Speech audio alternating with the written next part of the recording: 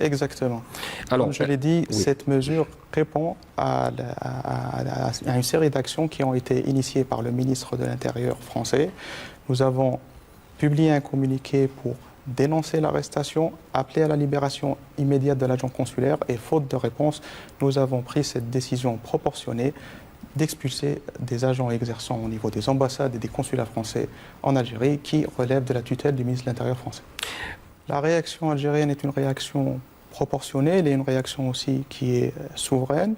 Nous avons bien suivi les manœuvres qui ont été orchestrées par ce département ministériel et donc le fait d'utiliser l'ensemble des services de sécurité sous tutelle du ministère de l'Intérieur pour pouvoir en quelque sorte créer un incident qui vient torpiller cette dynamique ascendante et cette volonté actée par les deux chefs d'État de renouer le dialogue.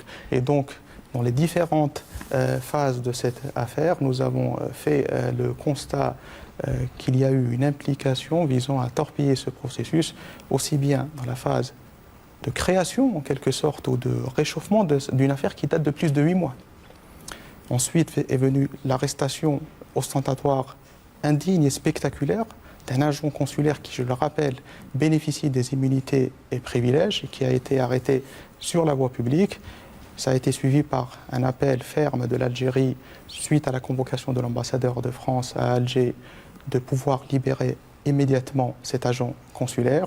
Mais par la suite, nous avons assisté au prononcé de la détention et du placement en détention provisoire de cet agent consulaire sur des motifs totalement grotesques. زيرتوب أول قناة إلكترونية في الجزائر.